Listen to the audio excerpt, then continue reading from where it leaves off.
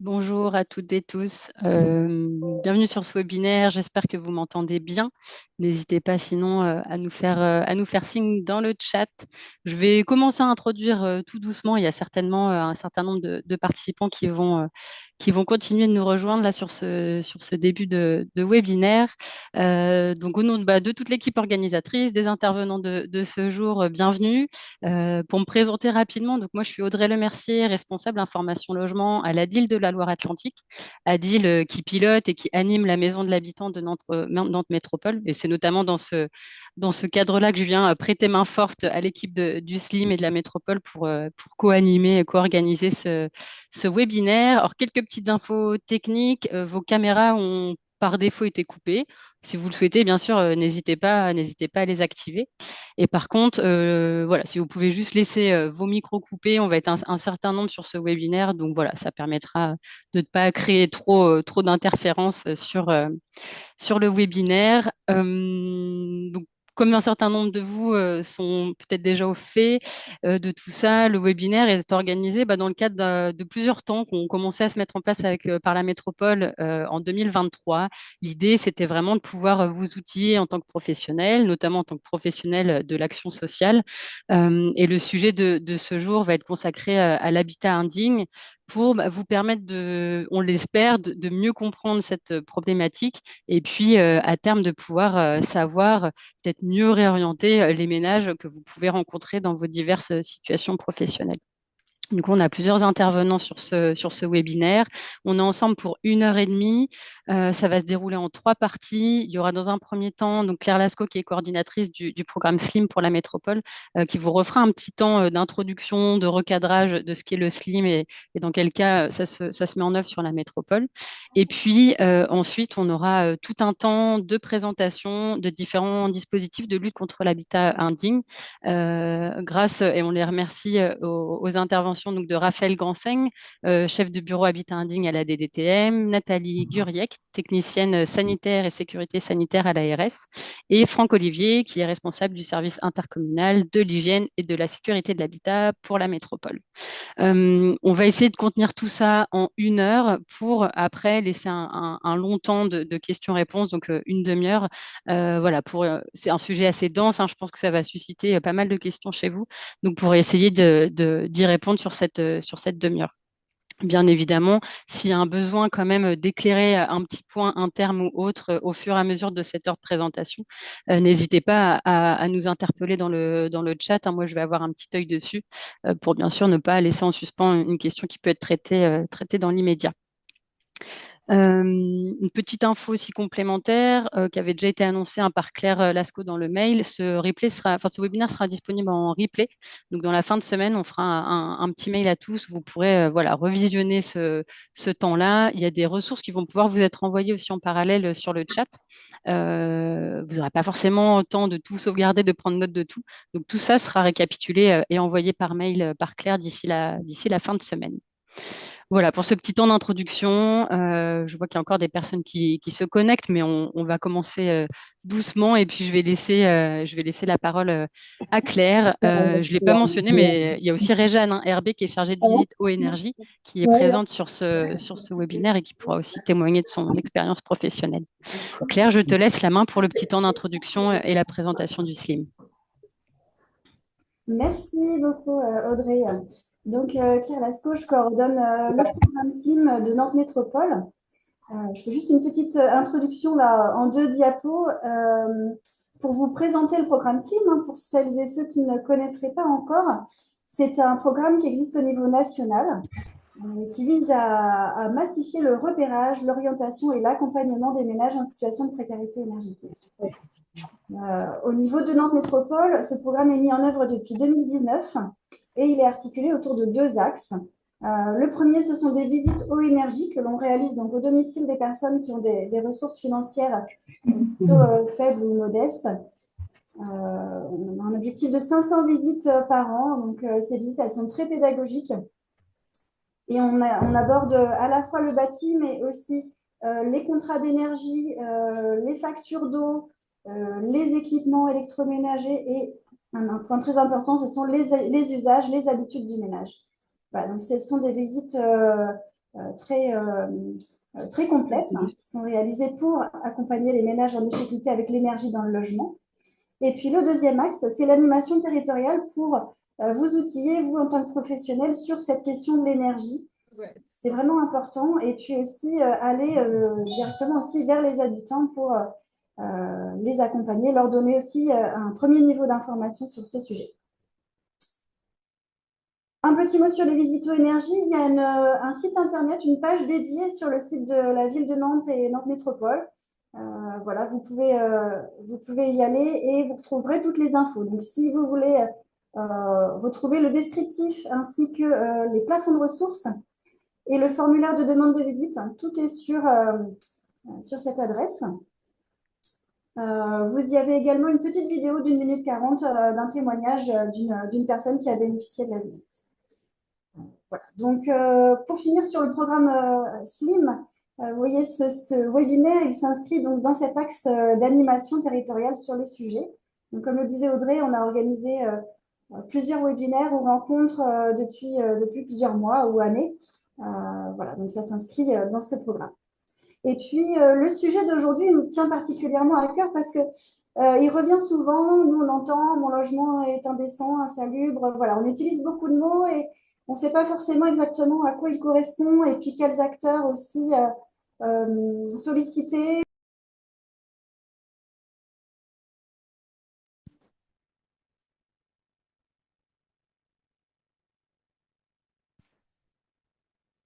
Excuse-moi, Claire, je me permets de te couper parce qu'on ne t'entend plus. Ah, C'est tout bon. bon, le son s'était coupé, je ne sais pas pourquoi. Voilà, c'est juste une petite frise pour expliquer en quoi voilà, on navigue peut-être des fois de la précarité énergétique vers l'indécence, voire l'insalubrité. Alors, on est moins confronté à des situations de péril, mais l'idée vraiment aujourd'hui, c'est de vous donner une vision d'ensemble pour que les choses soient plus claires. Donc, tout de suite, je vais proposer à Raphaël Gransaigne de la DDTM de nous présenter la suite. Comme ça a été aussi indiqué, donc il va y avoir donc un temps de présentation donc du pôle départemental de lutte contre l'habitat indigne, puis les différentes situations d'habitat indigne, enfin l'organisation territoriale, et puis on finira par des exemples pour être sur du concret. Et enfin, un temps de questions-réponses. On va essayer de se garder une demi-heure pour cela. Raphaël, Voilà, si tu oui, veux prendre la merci suite. Claire. Oui, je vais prendre la suite. On peut passer à la présentation du PDLHI, qui est la slide d'après. Voilà, donc le PDLHI, alors le support vous sera transmis, il me semble, suite au webinaire. Donc voilà, les slides sont parfois un peu conséquentes, mais c'est aussi dans l'idée que vous ayez une trace ensuite. Donc je ne vais pas forcément relire mot à mot ce qui est affiché à l'écran. Ce qu'il faut retenir, c'est qu'en termes d'habitat indigne, on a parfois l'impression, et c'est le cas, qu'il y a beaucoup d'acteurs qui interviennent. On le voit aujourd'hui, il y a la DDTM, il y a l'ARS, il y a le SISH de Nantes Métropole, il y a la DIL, il y a les communes qui sont présentes, le département. Donc c'est très florissant comme univers, on va dire. Et il y a un organisme, une entité qui est chargée de veiller à la coordination de l'ensemble de ses partenaires et d'amener de la cohérence dans l'action menée en termes de lutte contre l'habitat indigne à l'échelle du département. Donc c'est ce qu'on appelle le pôle départemental de lutte contre l'habitat indigne, donc le PDLHI. Donc il est copiloté par l'État et le département, donc qui définissent et qui font valider une feuille de route et qui ensuite est décliné opérationnellement avec l'ensemble des partenaires, avec plusieurs missions prioritaires, dont celle de communiquer sur les actions menées par le pôle et d'informer, accompagner les collectivités dans la mise en œuvre des procédures. Donc, le pôle, il est vraiment là pour soutenir ce qu'on va le voir, notamment les communes qui ont des compétences sur ce sujet-là. Et le pôle, c'est aussi lorsqu'on est en tant que professionnel un peu désemparé et qu'on ne sait pas vers quel acteur se tourner, ben, le pôle peut aussi être la porte d'entrée vers cette thématique de la LHI. Et donc, c'est la DDTM qui l'anime au quotidien, ce pôle. Et donc, nous, lorsqu'on est sollicité, on est en mesure de solliciter le bon interlocuteur pour apporter la réponse à votre problème.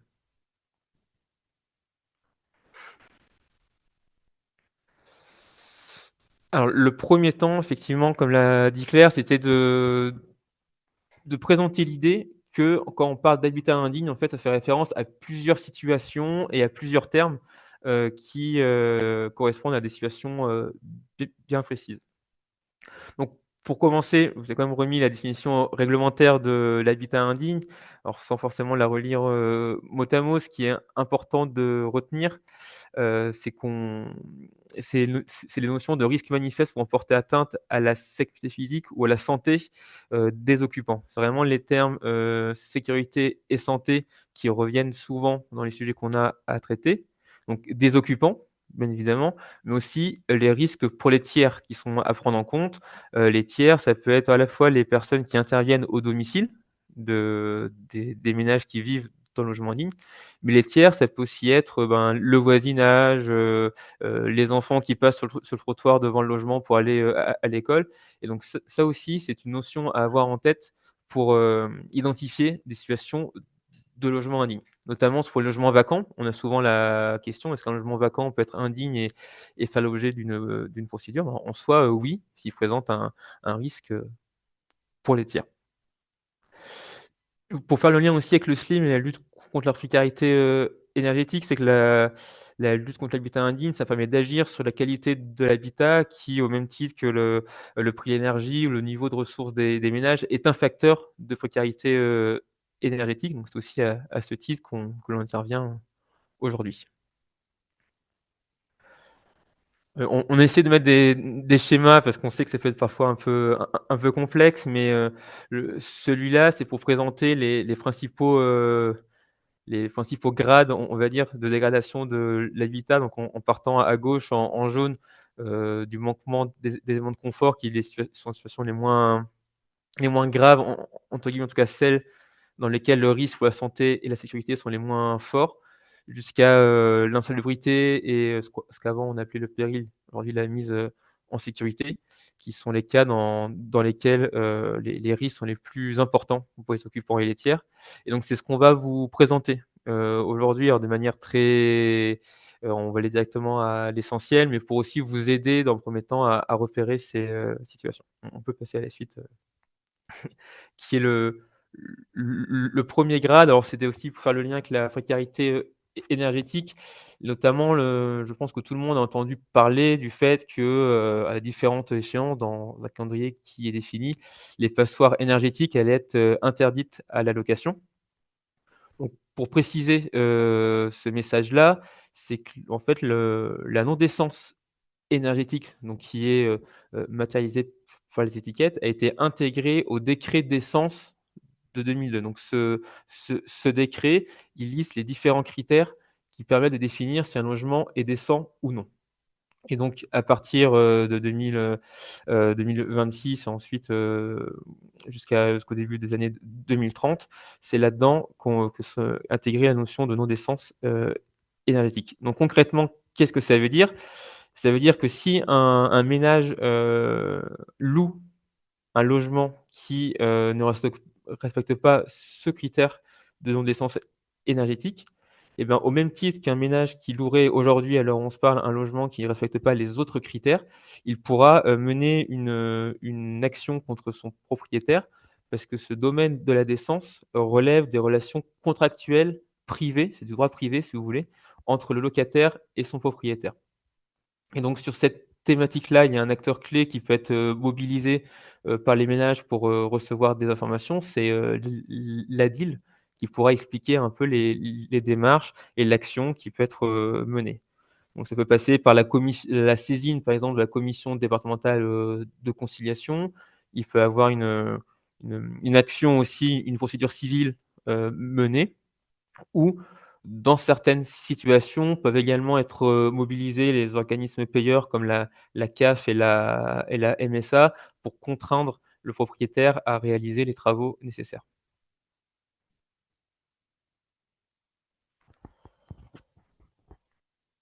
On peut passer à la slide suivante. Dans les exemples, si on a remis le schéma en haut, là on est dans le dans le second en jaune orangé, sur les manquements aux règles d'hygiène et aux normes d'habitabilité. Ce sont les situations que l'on rencontre le plus souvent. Et Claire l'a évoqué en introduction, on entend souvent mon logement est indigne, mon logement est insalubre. Lorsqu'on regarde les signalements que l'on reçoit de la part des particuliers, dans la très grande majorité des cas, nous sommes dans des situations de non-conformité aux règles sanitaires d'hygiène et de salubrité. Et typiquement, ce sont des situations de moisissure, comme vous pouvez le voir sur la photo. On peut avoir des problèmes de ventilation insuffisante, de présence d'humidité. Et donc, ce type de situation, hein, voilà, ce type de situations qui sont les plus communes, euh, lorsque le ménage est dans cette situation, il doit continuer de payer son loyer quoi qu'il arrive. Ça aussi, c'est un message important à faire passer parce que souvent, on a des situations, on a des ménages qui par eux-mêmes ont décidé d'arrêter de payer le loyer pour faire pression sur le propriétaire et ils se mettent en fait en porte-à-faux plus qu'ils n'aident à concourir à la résolution de leur situation.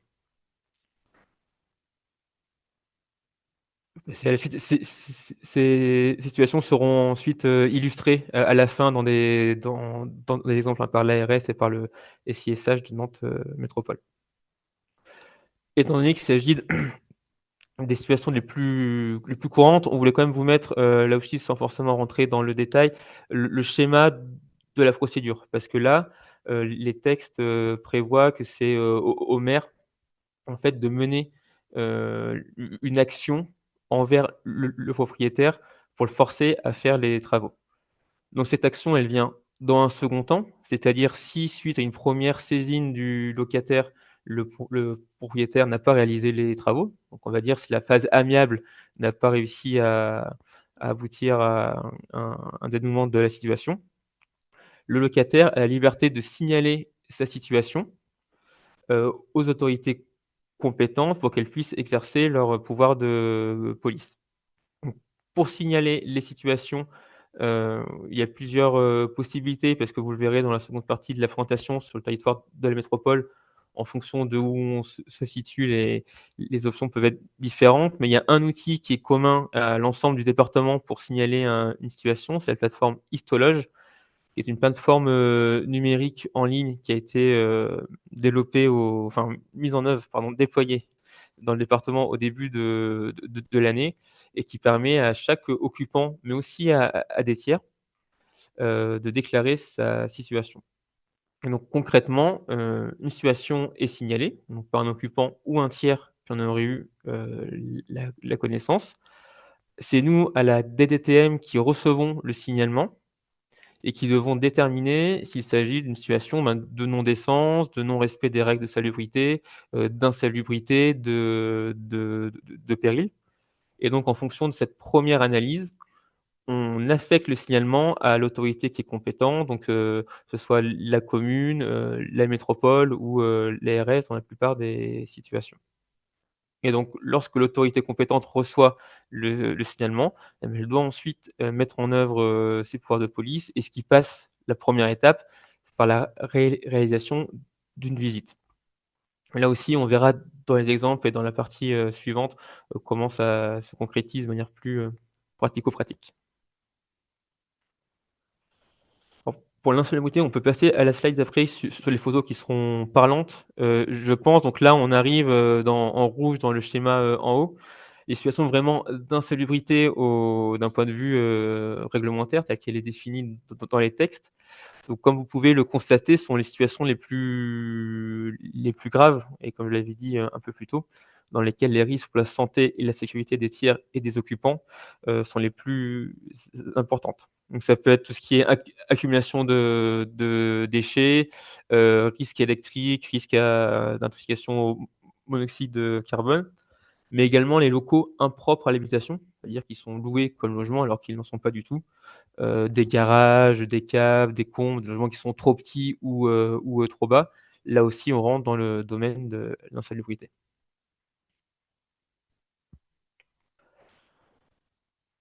Et enfin, les dernières grands types de situations, même si effectivement c'est pas forcément les plus courantes, mais ce sont les situations, alors ce qu'avant on appelait le péril, maintenant on appelle ça la mise en sécurité. Ce sont tous les risques dus à un défaut de solidité alors, des murs, Ouais. que ce soit à l'intérieur ou à l'extérieur du logement, qui présentent notamment des risques de chute. Ça peut être des éléments de la façade qui peuvent se décrocher, la cheminée, là vous voyez sur les photos des risques d'effondrement des planchers. Donc là aussi, ce sont des situations qui relèvent de l'habitat indigne et qui font partie au même titre que les situations d'insalubrité qu'on avait vues auparavant, des situations les plus qui présentent les risques les plus manifestes, dirons-nous. Ce schéma dans lequel je ne vais pas rentrer dans le détail, mais en fait, il synthétise, même s'il a l'air comme ça un peu compliqué, ce que je viens de vous présenter très rapidement avec les références réglementaires. Donc, on retrouve dans la partie haute ce qu'on vient de voir avec la, la graduation de l'intensité des désordres, avec quelques exemples de références réglementaires. Et dans la partie basse, c'est ce que j'évoquais au début, tout ce qui relève des relations contractuelles entre le bailleur et le locataire, avec encore une fois la précision que l'ADIL est un acteur incontournable pour ces situations. Merci beaucoup, Raphaël. Voilà qui donne du coup avoir déjà euh, ces différentes degrés en fait de désordre dans l'habitat. Maintenant, on vous propose de passer à l'organisation territoriale de cette lutte contre l'habitat indigne sur la métropole, avec pour démarrer le service intercommunal de l'hygiène et de la sécurité de l'habitat, donc représenté par Franck-Olivier. Oui, bonjour à tous. Donc effectivement, l'idée était de vous présenter un petit peu les différentes modalités d'intervention sur le territoire métropolitain. Vous allez voir, c'est pas très simple. Effectivement, il y a plusieurs niveaux d'intervention et plusieurs intervenants sur le périmètre. Donc, on va laisser peut-être cette carte à l'affichage. Bon, rapidement, le service hygiène, bon, c'est quelque chose de très ancien à Nantes, hein, ça date de 1894. On travaille avec beaucoup de gens en externe et en interne, dont les EDS, l'ARS qui parlera après. Et on intervient sur tout un tas de thématiques autres que l'habitat. On peut passer peut-être à la suivante. Même, ouais, encore ouais, celle-là, ouais, très bien. Ouais, celle-ci, et celle d'avant. Donc voilà, donc le service hygiène, donc qui est maintenant un service intercommunal de l'hygiène et de la sécurité de l'habitat. Donc on est dans une grande direction de la protection des populations. Le service est composé de 18 agents, dont un travailleur social qui devrait nous rejoindre début janvier, puisqu'effectivement, on s'aperçoit que l'aspect social est souvent un point de blocage sur certains dossiers compliqués. Et je pense que Raphaël ne me contredira pas sur l'affaire. Donc, les inspecteurs de salubrité, qui sont au nombre de 11, sont habilités par le préfet, puisque pour présenter les dossiers d'insalubrité, il faut avoir une habilitation préfectorale, et ils sont tous assermentés devant les tribunaux. Les signalements donc peuvent nous arriver par des origines très variées, que ce soit les occupants, les pompiers, la police, des propriétaires, des syndics, et par tout moyen, que ce soit téléphonique, courrier. Alors il y a un e-service sur la ville de Nantes et sur la métropole. Histologe, Raphaël en a parlé aussi. Voilà, donc on est très ouvert sur les moyens de nous saisir. Donc, on a aussi un mail générique que les gens connaissent de plus en plus et sur lesquels nous arrive un certain nombre de signalements. On peut passer au suivant. Donc là, c'était juste un petit résumé. Donc, vous aurez les documents. Donc, c'est l'organigramme de la direction. On peut passer à l'étape suivante. Donc voilà, donc les grands changements en 2024, c'est que donc depuis le 1er janvier 2024, le service est mutualisé sur 10 communes, sur un certain nombre de thématiques réduites par rapport à ce qui se fait sur la commune de Nantes. On a pris le bloc habitat, les nuisances sonores liées à des équipements, en gros tout ce qui se mesure, les terrains en friche et les décharges sauvages de terrains privés, et un petit bout d'assainissement quand il y a un problème sanitaire. Donc ça, depuis le 1er janvier, on intervient sur les 10 communes qui sont en violet, enfin le violet le plus violent, va-t-on dire, sur la carte. Depuis le 1er mars aussi 2024, le préfet a délégué à la présidente de la métropole ses prérogatives en matière de police de santé publique. Et donc, c'est bien la présidente de la métropole qui signe les arrêtés d'insalubrité dorénavant sur les 10 communes, toujours de la même couleur. Et puis, on intervient depuis un petit peu plus longtemps, 2015 de mémoire pour les premières, sur 19 communes, sur la mise en sécurité. Donc, c'est les ex-périls. Et donc là, ce sont toutes les communes qui sont en violet foncé et en rose pâle, sur lesquelles on intervient. Et on intervient là aussi au nom de la présidente de la métropole. Et pour les autres communes, donc les 5 qui restent, qui sont en gris, c'est soit le maire qui intervient, soit le préfet, selon la compétence. Donc, préfet par l'intermédiaire de l'ARS sur l'insalubrité, et puis les maires des communes pour la mise en sécurité. Sachant qu'en janvier 2025, il y en a 2 qui vont basculer. Orvault va devenir violet et le Vertou aussi. Donc, on peut passer au suivant. Voilà, on a remis la carte effectivement, donc ça va évoluer en janvier 2025, puisque 2 autres communes vont rejoindre le service commun, donc Vertou et puis Orvault. Donc les missions du service, donc on engage des procédures à l'encontre des personnes privées, de sociétés ou d'institutions, voire d'administrations. On engage ces procédures sur la base d'un certain nombre de textes, le Code général des collectivités territoriales, le Code de la santé publique, le Code de la construction et de l'habitation, et selon les cas, au nom d'une entité ou d'un signataire qui peut être différent. Donc, y compris la police spéciale sur les déchets qui, elle, relève des maires. On peut passer donc au slide suivant. Donc, c'est là que ça va vous intéresser, je pense, aussi fortement. Donc, une fois que le service est saisi, donc un inspecteur prend en charge le dossier. Donc, vous avez peut-être vu sur la carte, l'agglo est divisé en 2, secteur ouest, secteur est. Donc, vous aurez normalement toujours à peu près les mêmes interlocuteurs sur les différents secteurs. C'était aussi une idée de clarté pour les interlocuteurs extérieurs.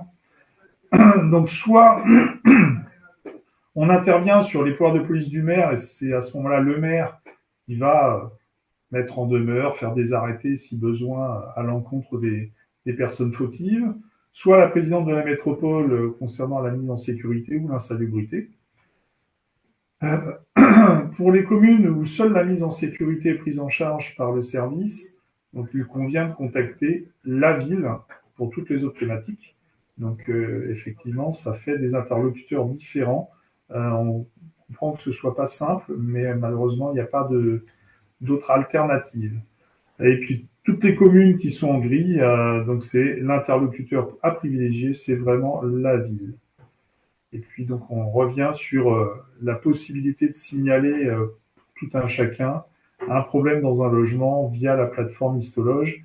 Et là, comme le rappelait Raphaël, c'est la DDTM qui va faire le dispatching entre les différentes institutions. Donc, ça peut être une solution, on va dire, plus facilitante pour les intervenants divers qui auraient un peu de mal à se repérer dans cette diversité sur l'agglo. On peut passer au suivant. Voilà, très bien.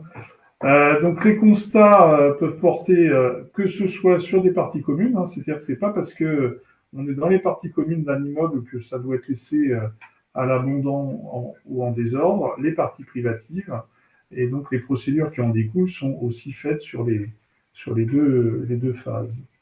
Donc, il est tout à fait possible d'engager une procédure de mise en sécurité, par exemple, sur un plafond qui menacerait de s'effondrer dans un logement. Pendant longtemps, on a entendu dire qu'il fallait que ça tombe sur le domaine public. Non, la sécurité publique, c'est y compris dans les logements.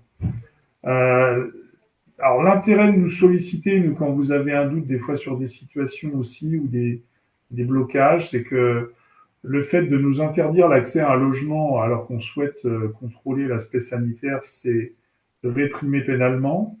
Ensuite, dans le cadre de nos missions, si on a une forte suspicion d'un problème dans un logement, on peut aussi saisir le juge des libertés de la détention qui va nous autoriser à rentrer dans le logement avec la force publique.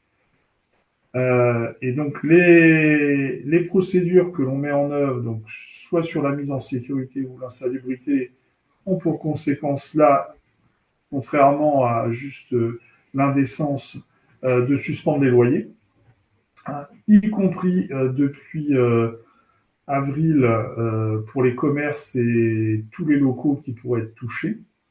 Ça entraîne une obligation de faire pour la personne qui est visée, donc une astreinte administrative qui peut aussi être mise en place, et la réalisation de travaux d'office quand les travaux ne sont pas faits dans les délais. Le non-respect des arrêtés est aussi pénalement sanctionné par le Code de la construction et de l'habitation. Deux options, vous entendrez parler d'arrêté d'insalubrité ou de mise en sécurité avec une interdiction temporaire d'habiter ou une interdiction définitive d'habiter. Quand c'est une interdiction temporaire, le propriétaire a une obligation d'hébergement. Et donc, en cas de carence, c'est bien la collectivité qui va héberger les gens aux frais du propriétaire. Donc, c'est nous qui avançons les sommes. Et puis, en cas d'interdiction définitive d'habiter, le propriétaire a une obligation de relogement, donc de proposer des solutions de relogement à l'occupant. Et à défaut, là aussi, c'est pareil, c'est la collectivité qui va prendre le relais. On peut passer au suivant. Donc, quelques chiffres qui datent de l'année dernière. Donc, l'année dernière, on a ouvert 1444 dossiers, 830 sur l'habitat, 651 qui étaient liés à l'habitat en lui-même, puisqu'il y a des problèmes d'insalubrité fonctionnelle. Donc, ce qu'on a vu sur une des photos, c'est-à-dire l'entassement d'ordures, le syndrome de Diogène, le syndrome de Noé, etc.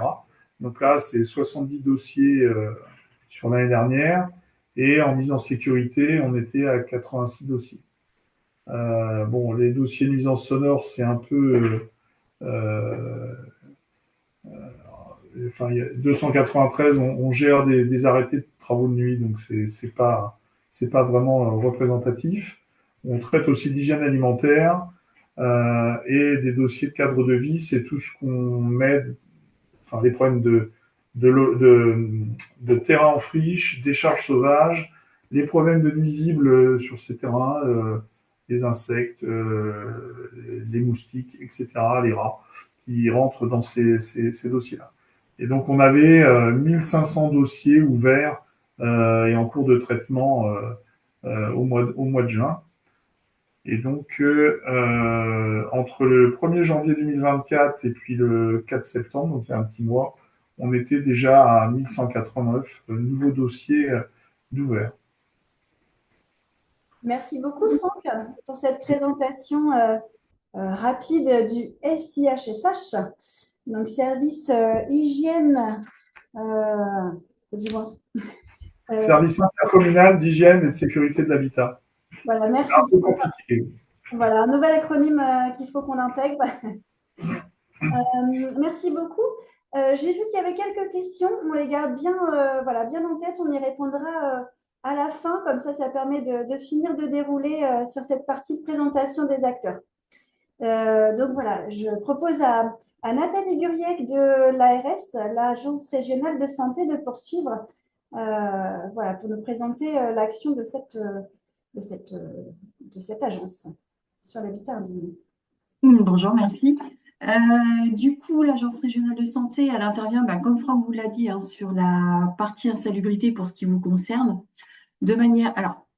Pour ce qui vous concerne, après, de manière générale, l'ARS, vous savez probablement ce que c'est. Elle pilote la politique de santé publique et régule l'offre de soins au sens large. Nous, notre service appartient à la direction de la santé publique et environnementale de l'agence. Elle porte la stratégie régionale de prévention et de maîtrise des risques en santé. Nous, dans le département santé publique et environnementale de la Loire-Atlantique, on agit sur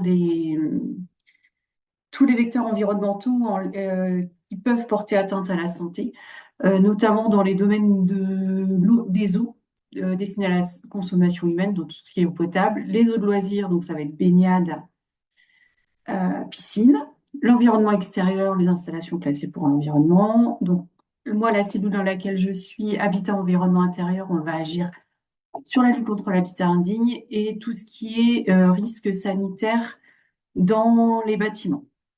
Donc, avec tout ce qui est risque d'intoxication au plomb, monoxyde de carbone, la qualité de l'air intérieur, l'amiante, le radon et les légionnaires.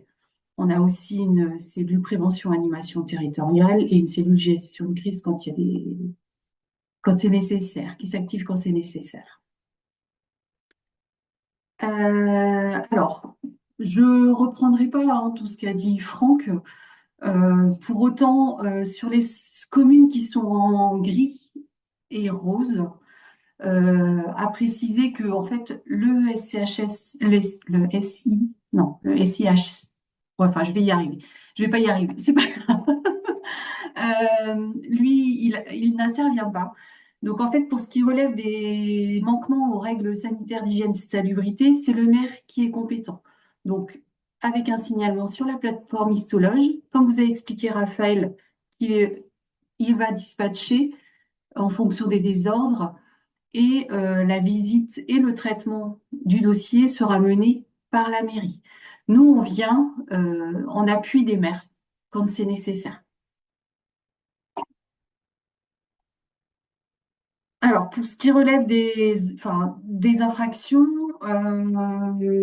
en gros, comment se passe une visite, hein, c'est pas différent de ce que fait le service d'hygiène de la ville de Nantes, mais pour autant, sur un maire, on peut se dire qu'il y a peut-être pas enfin, dans une mairie, il y a peut-être pas toutes les compétences, mais pour autant, il y a des choses qui coulent de source. Donc, cette visite, elle peut être réalisée par un maire, un adjoint, un élu, un agent de la commune. Il n'y a aucune habilitation ou assermentation nécessaire pour une visite de premier niveau. Pareil, la présence du propriétaire n'est pas obligatoire. Et l'idée, c'est d'objectiver, d'évaluer les désordres qui sont indiqués par les occupants. L'idée, c'est de faire un constat sans aller, enfin, il n'y a pas besoin d'aller dans une expertise fine. Sur une visite, l'idée, c'est vraiment de visiter l'intégralité des logements, du logement, toutes les pièces, toutes les parties extérieures. On est sur un examen visuel. On met à votre disposition une grille de visite qui permet en fait, qui sert un peu de checklist et qui permet de ne rien oublier.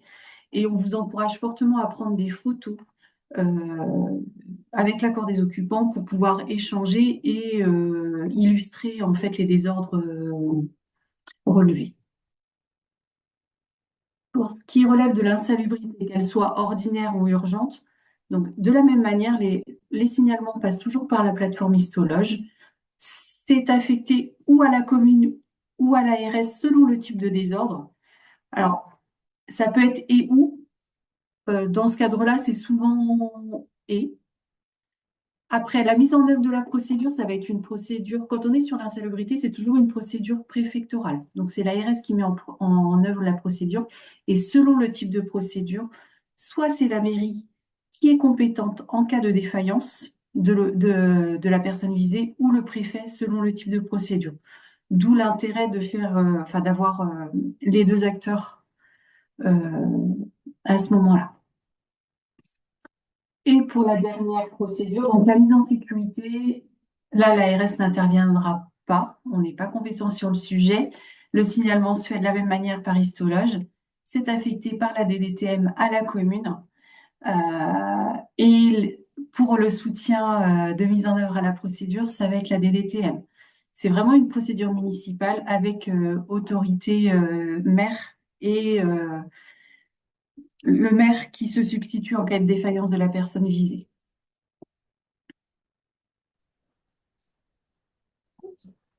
Eh bien, merci beaucoup, Nathalie. Donc, si je comprends bien, on a un signalement à faire, une porte d'entrée commune, c'est l'histologe. Dans tous les cas, Oui, ça fonctionne.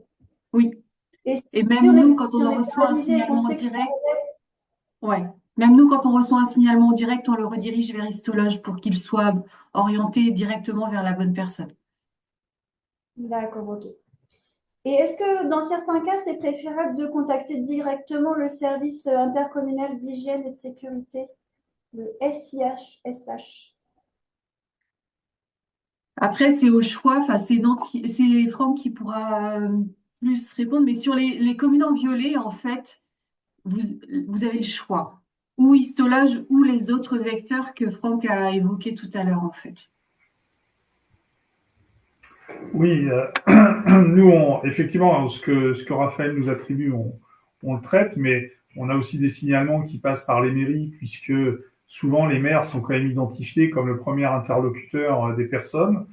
Et puis, on a des choses qui nous arrivent en direct, soit par téléphone, soit par mail, soit par la police, soit par les pompiers. Donc, voilà, les entrées nous sont multiples. On reboucle évidemment avec les mairies quand c'est hors Nantes, mais effectivement, les multiples points d'entrée sont aussi valables les uns que les autres. Ok, merci. Eh bien, on va arriver à l'heure des exemples. Alors, Franck, est-ce que vous auriez un exemple d'infraction aux règles sanitaires départementales? Voilà, des exemples de vos actions au quotidien. Alors là, le micro est coupé, Franck. Oui, c'est bon. Oui, j'ai pas le temps de vous envoyer de photos. Bon, bah, on peut remonter sur la page 12 de la présentation. Hein. C'est des petits problèmes, on va dire, entre guillemets, parce que pour les habitants, c'est jamais des petits problèmes. Ouais, c'est la suivante. Voilà, un problème d'humidité, par exemple, comme celui-ci. Un problème de ventilation insuffisante qui va engendrer des problèmes de condensation comme celui-ci. Le mauvais état des fenêtres, des portes, enfin, des choses relativement mineurs, mais qui peuvent être quand même assez perturbants pour les occupants. Je pense notamment aux présences de moisissures qui peuvent être des facteurs aggravants dans certains cas. Donc là, on est vraiment sur des infractions aux règles sanitaires. L'accumulation ou l'aggravation de chaque critère fait qu'on va basculer sur de l'insalubrité quand tout ça s'accumule et que le logement devient vraiment dangereux pour les occupants.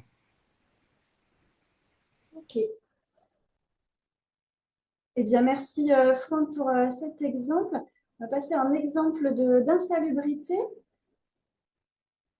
Je redescends. Donc, un exemple Donc là, on est sur un exemple d'insalubrité. Donc, on était rentré dans un logement, c'était pas prévu, mais bon, l'intégralité des logements avait été visitée dans l'immeuble qui présentait de nombreux désordres. Et en fait, quand on est rentré dans le logement, on n'a pas vu de choses qui nous a inquiétés de façon majeure. Euh, Donc D'où là, l'intérêt, en fait, vous allez le voir sur la diapo suivante, de visiter l'intégralité des pièces. Quand on est rentré dans la chambre, voilà aussi ce qu'on a découvert. Et là, de présence de moisissures juste dans un angle, en fait, finalement, on en a découvert sur l'intégralité des murs et des plafonds. Euh, donc, tout ça, c'est la même pièce. Alors, vous pouvez basculer sur les autres images aussi, mais vous voyez, là, on est sur une étendue importante. Dès lors qu'on dépasse, en gros, 3 mètres carrés de moisissure, on estime qu'on bascule sur l'insalubrité. Là, c'était le critère majeur et il était important. Après, on avait des défauts de ventilation. Malgré les bouches d'extraction, elles n'étaient pas fonctionnelles. Ou alors asservies à un interrupteur. Des dégradations, enfin des problématiques d'électricité avec des câbles non protégés. Si on passe sur la suivante, donc en fait, cet arrêté nous a amené à prendre un arrêté ce logement la visite du logement nous a amené à prendre un arrêté préfectoral d'insalubrité ordinaire, euh, en lien avec l'absence d'humidité et de moisissure sur les plafonds et les murs. On avait de nombreux revêtements dégradés, pas de ventilation, une installation électrique non sécurisée, des suspicions de peinture au plomb dans les revêtements dégradés et d'amiante, sachant qu'on était sur un bâtiment dont la date de construction était antérieure à 1949. Merci Nathalie pour cet exemple. Alors, on accueille du coup Réjeanne Herdet qui est chargée de visite du programme STEAM, puisque nous aussi, dans le cadre donc, de ces visites, on observe beaucoup de choses, hein, on va chez les gens, donc voilà. On voulait aussi vous donner un exemple de situation que l'on rencontre et puis faire le lien avec cet habitat indigne, indécent. Oui, voilà, parce qu'en fait, nous, on n'a pas, voilà, notre porte d'entrée, ça va être vraiment les personnes qui peuvent avoir des soucis au niveau de leurs factures, d'électricité, de gaz, des factures d'eau, des problèmes d'inconfort. Donc, on est sur cette porte d'entrée-là. Et dans ce cadre-là de la visite aux énergies qu'on réalise, on peut justement être amené à constater des problèmes plus liés au bâti. Et nous, en fait, ce qu'on va surtout essayer de faire, c'est de faire un petit peu la part des choses entre ce qui relève de la responsabilité du locataire, de ses habitudes à occuper le logement, ses habitudes de vie, de ce qui peut relever de la responsabilité du propriétaire, que ce soit privé, public, peu importe, sur des problèmes plus techniques ou de bâti. Je vous ai montré une situation, la situation de cette dame qui vivait avec son fils dans un duplex, qui fait partie d'une copropriété, donc avec plein de petits duplex associés à une tour de 12 étages, donc une grosse copropriété. Et en fait, elle demandait la visite parce qu'elle avait des difficultés à payer ses factures. C'était le premier sujet, des factures qui n'étaient pas très lisibles avec son propriétaire au niveau des charges locatives. Et puis, ce logement qu'elle disait insalubre avec de la moisissure partout. On a pu régler déjà les problèmes de facturation, de facture, etc. Et en faisant le tour du logement, cette photo à droite n'illustrait pas finalement de l'humidité, de l'insalubrité. On a découvert après, parce que je lui avais fait part de mon hypothèse, qui n'était pas certaine, que c'était peut-être une fuite d'eau, et en fait, c'était bien une fuite d'eau là, de sa baignoire en fait, qui fuitait dans sa cuisine avec ce désordre-là. Donc, on a pu amener aussi la personne à faire valoir l'assurance habitation, la réfection des joints, mais là qui relève de sa propre responsabilité. Après, dissocier donc cette peinture abîmée au plafond avec les diapos d'après, où là, pour elle, c'était toujours la même chose, hein, de la moisissure, mon problème, etc. Pour le coup, elle mélangeait de fait forcément un petit peu tout ça. Et là, par contre, à son étage, au premier étage, donc là, il y avait la baignoire qui coulait, mais là, par contre, il y avait de la moisissure avec des ponts thermiques, des problèmes, en fait, au niveau de la façade, qu'on voit avec des infiltrations d'eau. Et en fait, il s'avère qu'on était sur un problème beaucoup plus global de bâtiment, de la copropriété. Ça signifiait pour le propriétaire d'agir en lien avec le syndic, et avec aussi les problèmes juridiques, des garanties décennales et autres, je vous passe. Mais pour le coup, ça permettait quand même de renouer le contact avec le propriétaire, pas que sur le sujet de la facturation, mais aussi sur ce sujet de bâti-là, que la locataire puisse comprendre dans quoi aussi était le propriétaire, qui lui-même était en lien avec les syndics, les assemblées, et de pouvoir avancer tout doucement avec elle sur comment la démarche de son propriétaire, et puis en parallèle, la démarche, elle, au niveau de son assurance habitation et de la réfection des joints de baignoire. Tout ça pour dire qu'au fil de la visite, il y a eu des choses qui ont pu se passer de son propre chef à cette locataire-là, des liens avec le propriétaire, qui était quand même saisi du problème, qui s'était saisi du problème depuis un petit moment. Après, ça reste toujours la difficulté pour nous de pouvoir accompagner sur le temps parce que le tempo du propriétaire, le tempo du syndic n'est pas le même que le quotidien de la personne. Donc, c'est après comment lui donner les informations, les usages aussi qui vont bien pour éviter que la situation ne soit pas encore plus mal vécue au fil des mois.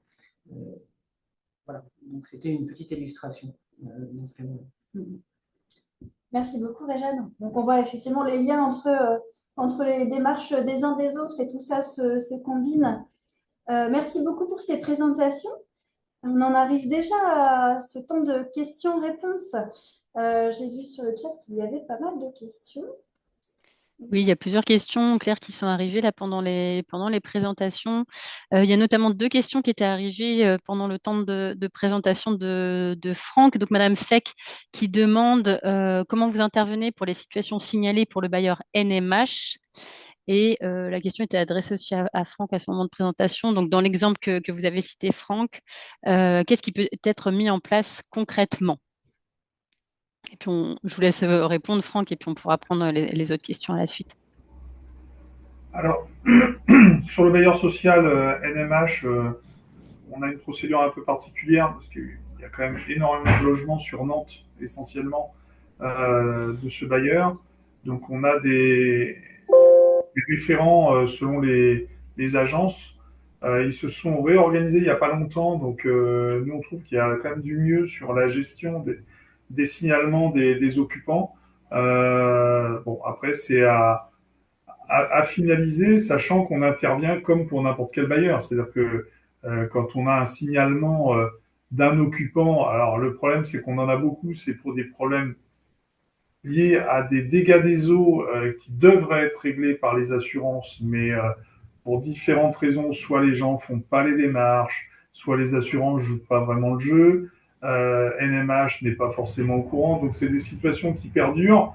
Nous, on arrive un petit peu comme un cheveu sur la soupe, mais normalement, les situations sont gérées comme pour un bailleur classique, si ce n'est qu'on est moins sur du formel dès le départ, puisqu'on a des réunions régulières avec eux. Alors après, sur l'exemple que je donnais, je pense que c'était un petit problème des petits problèmes d'humidité. C'est ça, oui. Donc sur on va dire les infractions au règlement sanitaire départemental, donc nous systématiquement on adresse un courrier au propriétaire lui demandant de remédier au désordre, avec consigne pour l'occupant de nous tenir informés de la suite des événements, puisqu'on n'est pas en capacité de suivre l'intégralité des signalements qui nous arrivent. Hein. On suit les cas les plus graves.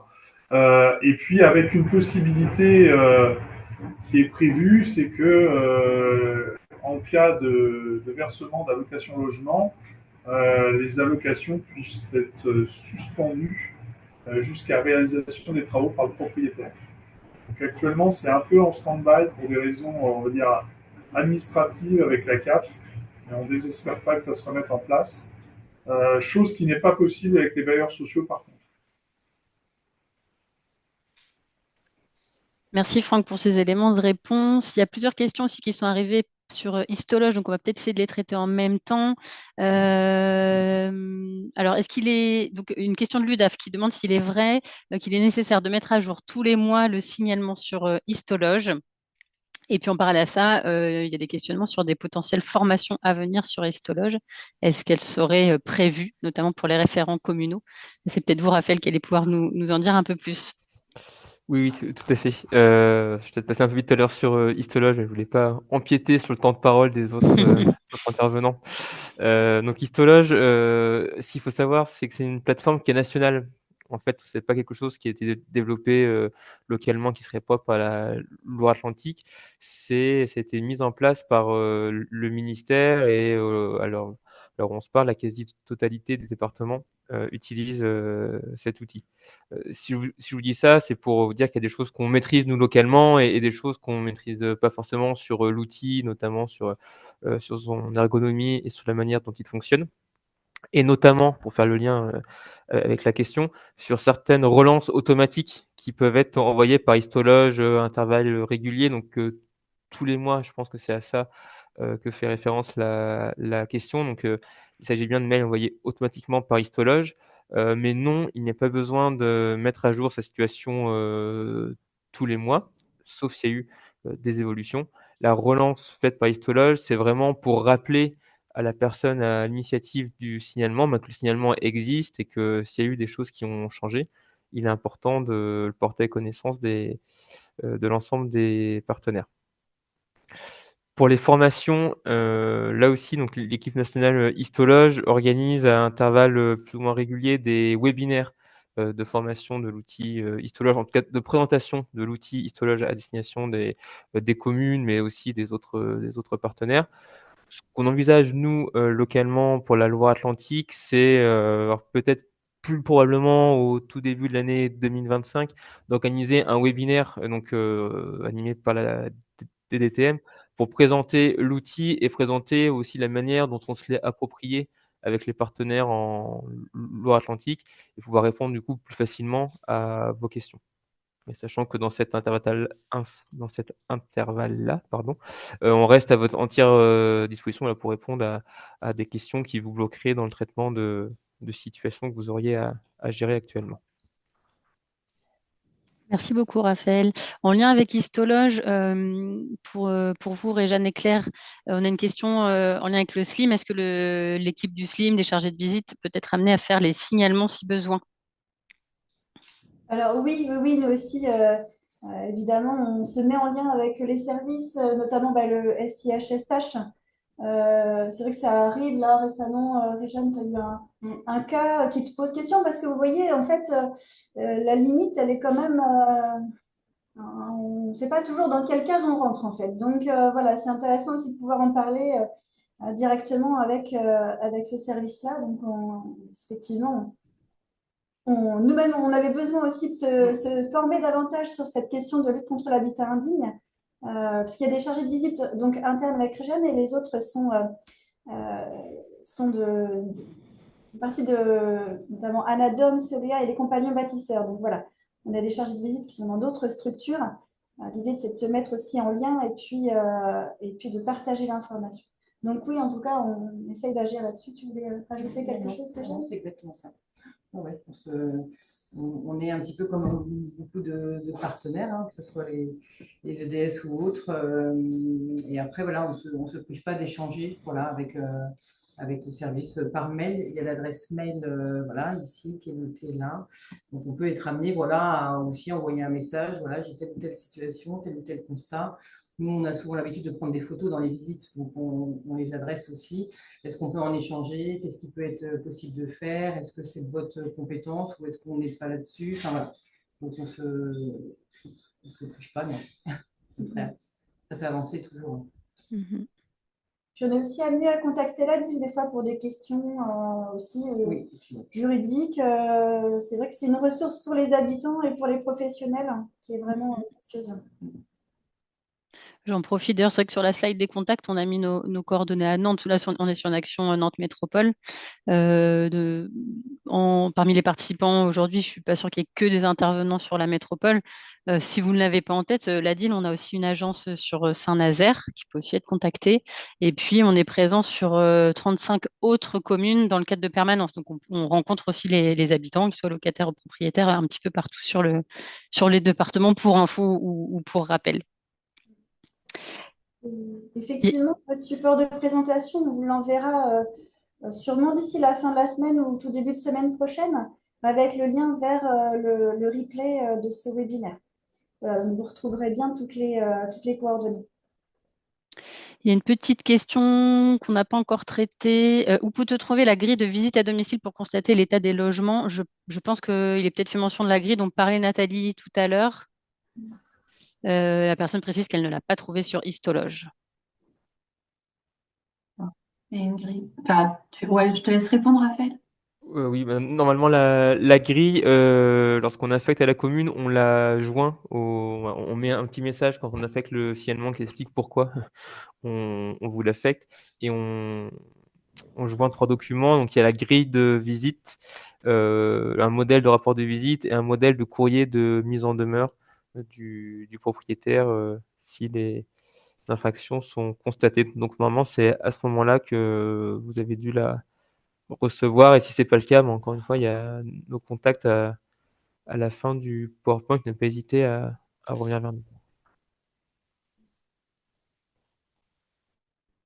J'avais pour ma part une question sur, en fait, ces démarches, elles sont engagées seulement une fois qu'il y a eu déjà une action d'information du propriétaire ou voilà, enfin, est-ce qu'il faut forcément une phase amiable avant de faire un signalement histologue ou pas?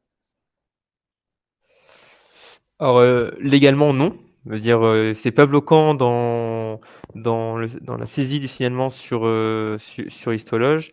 Lorsque dans le formulaire de saisie, la question est posée à l'occupant ou à la personne qui déclare sur est-ce que oui ou non le propriétaire est averti de la situation. Donc, s'il a été averti, bon, la, la saisie suit son cours. S'il n'a pas été averti, la saisie suit son cours aussi, mais le ménage reçoit des modèles de courrier à adresser à son propriétaire pour justement engager la phase plus mal amiable. Nous, après, au-delà de cette première réponse très comment dire, réglementaire, on conseille très très vivement et on recommande au maximum que le propriétaire soit averti en amont de la situation. Il y a des modèles qui existent de la DIL aussi de courrier qui peut être transmis et je crois que je les ai vu passer peuvent être utilisés. Parce que parfois, quand c'est pas fait à ce moment-là et qu'ensuite, eh ben, la mairie ou l'ARS ou les métropoles contactent le propriétaire qui avant a été averti de rien, ça peut tendre une situation qui peut-être aurait pu être réglée plus facilement si la phase amiable avait été engagée. Donc non, c'est pas obligatoire, mais oui, c'est très très fortement recommandé. Je vous ai partagé sur le chat, en effet, les modèles de courrier qui sont proposés par le réseau des ADIL. On pourra vous renvoyer le lien en complément du support et du replay également. On a encore un petit peu de temps, donc s'il y a d'autres questions, n'hésitez pas à nous interpeller pour prendre la parole ou à les poser sur le chat. Et au tout début, il y avait une question sur les DPE. Alors, Audrey, tu as répondu, mais Oui. jusqu'à quel point on peut demander, imposer de récupérer son DPE si on ne se souvient pas l'avoir eu lorsqu'on a emménagé il y a quelques années? Voilà. Est-ce que c'est obligatoire pour toute nouvelle location? Je pense que c'est rentré dans les habitudes aussi de fournir ce DPE. Mais si on ne l'a pas, non, Nathalie, c'est peut-être pas si évident. Est-ce que. Ah, il faudra me remettre le micro, Nathalie. C'est pas aussi systématique que ça devrait l'être, malheureusement. Mhm. C'est pourtant une obligation normalement du propriétaire de le fournir si on le demande. Tout à fait. Je pourrais demander en complément, alors moi, je n'aurais pas le niveau de compétence juridique là-dessus, je préfère pas m'avancer, mais je pourrais demander en complément sur ce questionnement-là des informations à mes collègues juristes et on pourrait vous faire parvenir aussi voilà, les textes de loi un peu complémentaires sur ce sujet-là. Mais voilà, moi, je suis un peu du même avis de Nathalie. Normalement, le propriétaire, quel qu'il soit, devrait être en capacité de pouvoir le fournir et je pourrais vous repartager des éléments juridiques sur ce point. Après, par expérience, nous, on le demande systématiquement. En fait, le plus souvent, les gens ne l'ont pas parce qu'ils sont depuis longtemps dans le logement et que ça se faisait Tout à moins fait. à leur époque, à l'arrivée. Ou alors, ils ne savent pas qu'ils l'ont, ils ne le retrouvent pas dans les papiers, etc. Donc, régulièrement, quand on fait quand même pas mal de visites chez les bailleurs sociaux, on le demande aux bailleurs sociaux, on le récupère. Des fois, il faut relancer. Mais globalement, on a quand même des retours. Après, voilà, c'est sous 2, 3 semaines. Des fois, c'est un mois. Mais globalement, on n'a pas de refus catégorique, quoi. C'est quand même pas mal. Merci, Il y a Réjeanne. une question justement à laquelle je pourrais répondre, Réjeanne, je pense. Avez-vous un tableau de consommation moyenne d'eau, d'électricité et de gaz en fonction de la composition du ménage? Effectivement, en visite. Oui, oui, en fait, nous, en fait, en visite, on utilise justement des références de consommation. La consommation moyenne d'eau, on a des références sur la consommation moyenne d'eau nationale, sur la consommation moyenne d'eau en Nantes métropole, qui varie un petit peu, parce que ça dépend, voilà, de là où on habite. Enfin, il y a plein de facteurs, mais enfin, on a donc ces références-là qu'on peut retrouver assez facilement, hein, on pourra vous redonner si vous le souhaitez. Sur l'électricité, le gaz, alors sur l'électricité pure, c'est-à-dire tout ce qui est éclairage, appareils électroménagers, etc., de la même manière, on a des références de consommation, des moyennes nationales. Et sur tout ce qui concerne l'électricité et le gaz par rapport au chauffage et à l'eau chaude sanitaire, on utilise le DPE. C'est pour ça qu'on le demande systématiquement. C'est que sans le DPE, on a des estimations de consommation en fonction de l'année de construction, en fonction de s'il est bien ou peu isolé. Enfin, ça reste des grosses estimations. Donc nous, le plus fiable quand même, c'est les DPE. C'est pour ça qu'on est toujours alerte là-dessus. Et on va se baser sur ça pour comparer la consommation des ménages en sous-consommation, en surconsommation par rapport à ces données-là, sachant que ce n'est pas des données non plus, enfin voilà, c'est des données qui sont validées, des données de référence. Maintenant, voilà, ça reste à prendre aussi, comment avec, je dirais, C'est des ordres de grandeur, des ordres en de fait. grandeur, Faut voilà, pas le merci. prendre comme C'est des ordres de grandeur. figé. Il y a beaucoup de paramètres à mettre en lien aussi avec toutes ces références. On pourra regarder si on peut vous transmettre des éléments de comparaison. Là, j'ai bien noté, enfin, de consommation moyenne. Je regarderai ce qu'on peut vous transmettre, le mail d'ici quelques jours. Et puis, la question, l'absence de chauffage dans un logement est-ce considéré comme un logement indécent? Je pense que clairement oui, mais alors du coup, peut-être qu'on peut donner des précisions, Franck? Oui, alors déjà pour répondre à la question, effectivement, l'absence totale de chauffage dans un logement, c'est non seulement indécent, mais c'est insalubre, notamment en période hivernale. Pour compléter sur les diagnostics, je crois qu'il y a aussi le diagnostic électrique et le diagnostic plomb qui est important aussi, que les gens connaissent pas forcément. Je pense notamment aux copropriétés, où on a, nous, régulièrement des copropriétés où il y a eu des diagnostics de fait sur les parties communes notamment, et qui sont pas retransmis aux occupants, ce qui pose question sur les risques d'intoxication quand il y a des enfants quand même. Donc voilà.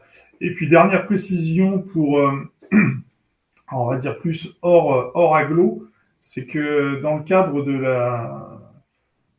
d'une loi de 2000 sur les droits des citoyens, il est quand même écrit noir sur blanc que l'administration qui est saisie d'un questionnement qui est attrait à l'habitat indigne doit envoyer un agent faire une visite dans un délai de 3 mois. Si vous avez des fois des difficultés à faire déplacer des collectivités ou des petites communes sur le terrain, il faut leur rappeler que ça fait partie de leur mission et que dans le cadre de l'habitat indigne, c'est une obligation d'avoir quelqu'un qui y va dans les 3 mois. Merci pour ces précisions. Il y avait une petite question aussi un petit peu plus haut. Lorsque les ménages concernés sont en sous-location, existe-t-il une procédure spécifique? L'association mandatée serait-elle impactée par un signalement? Quand on parle d'insalubrité, j'imagine. Selon le type d'insalubrité, en fait, si on est sur une procédure d'insalubrité classique, c'est le propriétaire qui va être la personne visée.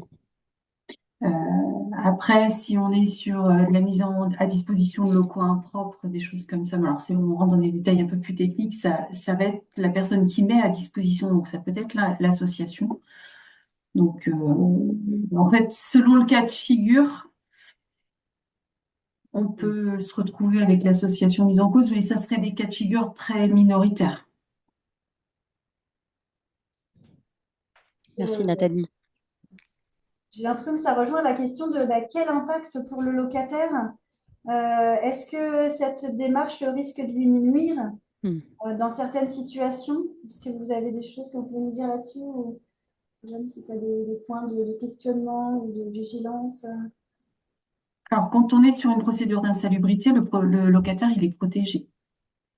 Il a, en fait, une fois que la procédure d'insalubrité est prise, le bail est suspendu, les loyers sont suspendus, il est protégé, il ne peut pas être mis dehors euh, s'il respecte aussi ce qui lui incombe, hein. Donc, il y a une protection des occupants qui se met en place dès lors qu'on rentre dans une procédure d'insalubrité. Alors, je pense que pour la mise en sécurité péril de mémoire, c'est la même chose, mais Franck il me confirmera.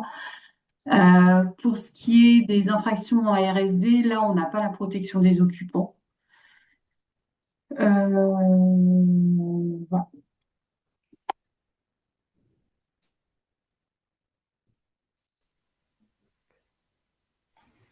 Oui, je confirme, pour la mise en sécurité, c'est le même dispositif. Pour répondre aussi à la question de faire un signalement pour un occupant, c'est un droit. Voilà, il ne fait que faire valoir un droit. C'est pour ça que je me permets de réinsister sur la nécessité de bien continuer à payer son loyer. Parce que ça, par contre, ça peut se retourner et ça se retournera contre lui si une procédure est en compte. Est en cours, pardon. Il arrête de payer les loyers de son propre chef, le propriétaire aura ensuite un, un, un boulevard pour s'en débarrasser, entre guillemets. Donc, tant que le locataire reste dans ses droits, qui respecte les conditions du bail, il n'y a pas grand-chose à craindre. Par contre, effectivement, ça peut être de nature à tendre les relations avec les propriétaires. Ce qui est dommage, c'est que généralement, mais pas tout le temps, c'est vrai qu'on l'a pas évoqué, mais dans bien des situations, c'est du fait du propriétaire. Donc, il est dommage, de par une erreur, de retourner le rapport de, de force qui est en jeu. Oui, moi j'ajouterais que, alors effectivement, on demande, dans la mesure du possible, à ce qu'il y ait déjà eu un dialogue entre l'occupant et le propriétaire. Bon, après, par l'expérience, on sait pertinemment que souvent les locataires nous disent qu'ils en ont informé le propriétaire, qui découvre les choses quand on en informe. Enfin bon, euh, le fait d'avoir une tierce personne quelque part, ça peut aussi permettre de détendre un peu l'atmosphère et que le propriétaire se rende compte, de lui réexpliquer que, bah, en tant que propriétaire, il a aussi des obligations et que c'est dans son intérêt d'entretenir son bien aussi, parce que nous, on le voit bien, hein, on a quelques exemples de propriétaires qui ont un peu tendance à laisser les choses se dégrader. Bah, on passe de petites infractions RSD à beaucoup d'infractions RSD et à l'insalubrité au bout du compte. Donc, c'est contre-productif. Donc, c'est vrai que l'intervention d'un tiers, des fois, peut permettre aux uns et aux autres de prendre conscience de la problématique, quoi. Et pour abonder ce que vient de dire Franck, c'est que sur l'ensemble du département, mais dans bien des situations, quand on affecte le signalement à la mairie, ensuite le simple fait que la mairie ait pris contact avec le propriétaire, ça a permis de le remobiliser, que les travaux se soient réalisés sans avoir à mener la procédure en entier, avec le courrier de mise en demeure, avec le PV d'infraction.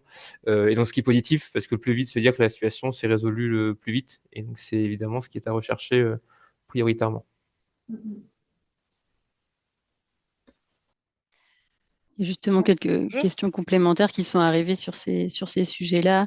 Une personne qui demande comment faire pour geler les loyers par un notaire ou un huissier. Et quelles sont les démarches que peuvent faire les locataires quand la situation n'évolue pas pour payer le loyer de façon bloquée. Je suis pas certain de comprendre la seconde question, mais pour la première, il y a une possibilité de consigner les loyers auprès de la Banque des dépôts, mais c'est uniquement sur décision du tribunal judiciaire. C'est ce qu'on disait un peu plus tôt, ça relève vraiment des procédures civiles. Et donc, dans un premier temps, il y a la commission départementale de conciliation qui peut être saisie. Comme son nom l'indique, il faut essayer de trouver une solution à l'amiable. Donc, c'est une instance qui est gérée et pilotée par la dette, qui est une autre direction de la préfecture, les services de l'État. Si au terme de cette étape, il n'a pas été possible de résoudre la situation, là, effectivement, le tribunal judiciaire peut être sollicité et il peut être amené, lui, mais c'est le seul Mhm. qui est compétent pour le faire, à décider que les loyers peuvent être consignés auprès de la banque des dépôts. Et donc, encore une fois, c'est là où l'ADIL peut avoir un rôle pour informer Tout à fait. les locataires sur les démarches pour être engagés. Merci. Il y avait une question sur je vous la lis. Quel est le poids d'un certificat médical d'un médecin pour signaler des soucis respiratoires chez le locataire ou ses enfants en cas de moisissure? Donc là, on va parler du conseiller médical en environnement intérieur. Euh, qui veut dire un mot sur ce dispositif, sur cette intervention, puis la procédure pour avoir la visite d'un conseiller médical en environnement intérieur? Nathalie, du coup? Oui, moi je veux bien intervenir. Donc, le conseiller médical en environnement intérieur, c'est une personne qui dépend du CHU d'Angers. Il peut être saisi via un spécialiste, mais uniquement un spécialiste sur la Loire-Atlantique. Ça ne peut pas être un généraliste. C'est un spécialiste qui prescrit l'intervention quand il soupçonne en fait que le logement peut être la source, aggrave des pathologies, notamment respiratoires, allergiques, etc. Ce conseiller médical en environnement intérieur, il va venir faire un état des lieux du logement et préconiser des mesures pour permettre à la famille de faire des actions dans son logement qui permettent d'évincer certains risques.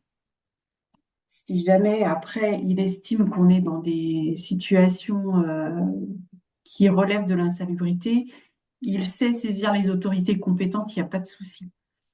Mais bien avoir en tête qu'effectivement, quand vous avez une personne qui est fortement allergique, qui a des pathologies respiratoires fortes, avec présence de moisissures, euh, c'est un, c'est un bon recours en fait. Oui, donc c'est un dispositif qui est intéressant. Pardon. Olivier, Franck, allez-y. Oui, excusez-moi. Pour préciser, alors sur Nantes, nous, on a un des inspecteurs du service qui est aussi conseiller médical en environnement intérieur. Donc là, on travaille en partenariat avec l'autre conseiller médical dont parlait Nathalie tout de suite. Et donc, dans certains cas, il va nous solliciter sur des dossiers qu'il va pas arriver à absorber. Donc, c'est toujours la même entrée. C'est un médecin spécialiste qui saisit le CMEI et qui nous le retransmet. Et puis, dans des cas un peu particuliers aussi, où on a des fortes suspicions de logements très dégradés, ça peut être sur simple signalement d'un médecin généraliste. Mais ça passe quand même par le CHU à l'origine. Après, nous, quand on va sur des logements, si on a aussi un questionnement sur la qualité de l'air intérieur et sur des pathologies qui pourraient être amplifiées ou aggravées, on peut solliciter notre collègue, alors, qui par ailleurs est inspecteur de salubrité. C'est pour ça qu'on n'en fait pas des dizaines, enfin on en fait quelques dizaines par an, mais pas plus, quoi. Merci. Ah, Audrey, le son est coupé. Merci Claire. Il y a une question qui vient d'arriver aussi pour Nathalie. Vous avez parlé de la situation d'une mise à disposition d'un logement impropre dans le cadre d'une sous-location. Qu'entendez-vous par habitat impropre? Alors, globalement, l'habitat impropre, ce sont des locaux qui ne sont a priori pas prévus pour être de l'habitat. Ça peut être des caves, des garages aménagés, des combles, le chalet de jardin, les bureaux transformés enfin, aménagés succinctement en logement dans un local industriel ou commercial. Voilà, c'est à peu près les exemples que je peux donner. C'est à peu près exhaustif, je pense. Merci beaucoup. Que signifie, voilà, Claire répond en direct, conseiller médical en environnement intérieur pour ce que signifie l'acronyme CMEI. Il y avait une autre question là-haut sur les DPE. C'est vrai que c'est un sujet d'actualité parce que les DPE les modalités des DPE évoluent. Et puis, alors, il semble y avoir de plus en plus de DPE non conformes à la réalité afin de pouvoir louer des logements. Comment le locataire peut-il contester le DPE?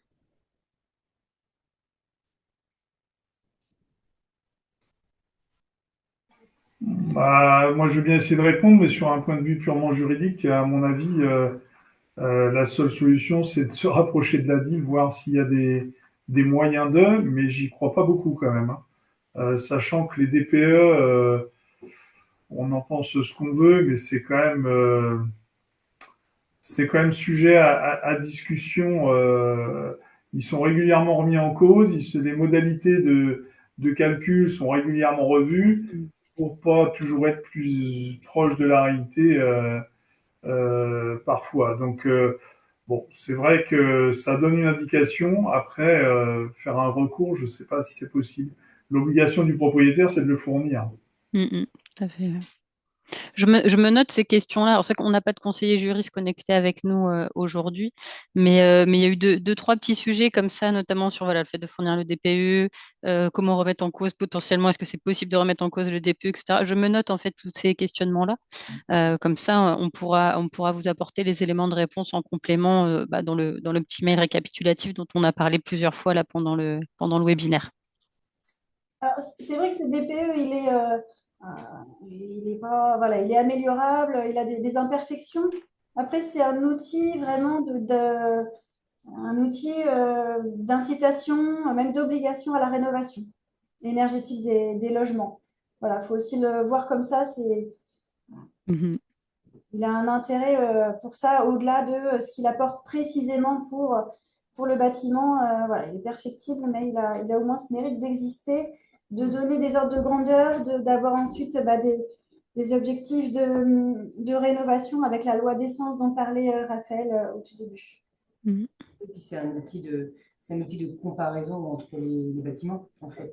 C'est le seul outil qui existe pour comparer une maison à une autre, finalement, et pour après pouvoir décliner les actions, la politique publique autour de ça.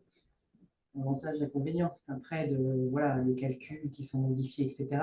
Mais tout ça, c'est en lien entre la politique publique et puis l'outil de comparaison en lui-même. C'est le seul qui existe.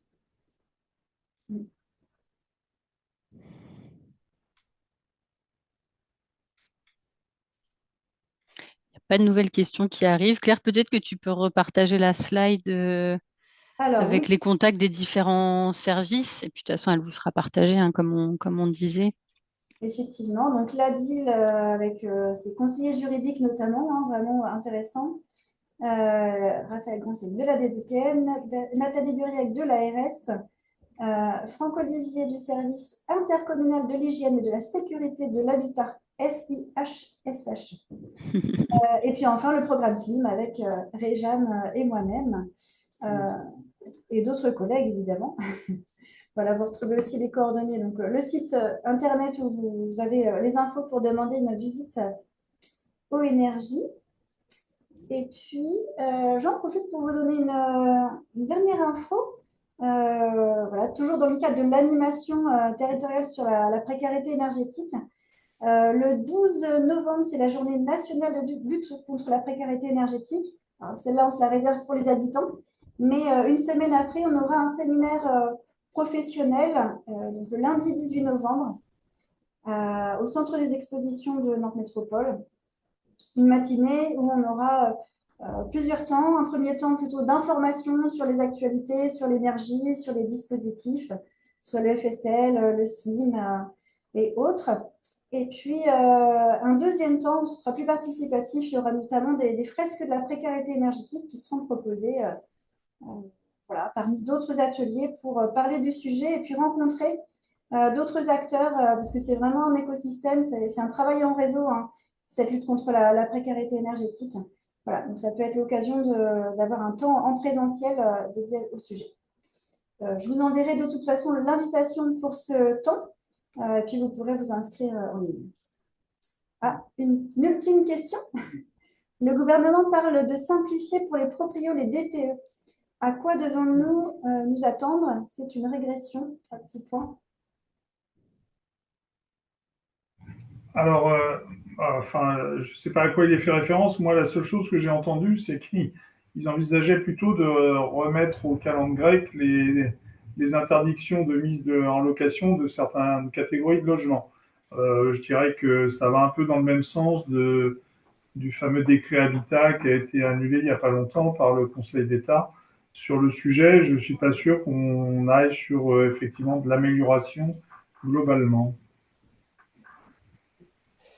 Je n'ai pas d'informations sur ce point-là. Je note bien ce qu'il va dire Franck. Après, je pense que vous n'avez pas été tous notés qu'on a eu une actualité politique un peu singulière ces derniers mois avec une nouvelle ministre depuis la semaine dernière. Donc, je ne sais pas si elle sera amenée à se positionner sur le sujet prochainement ou non. Je ne suis pas encore à ce point dans les secrets des...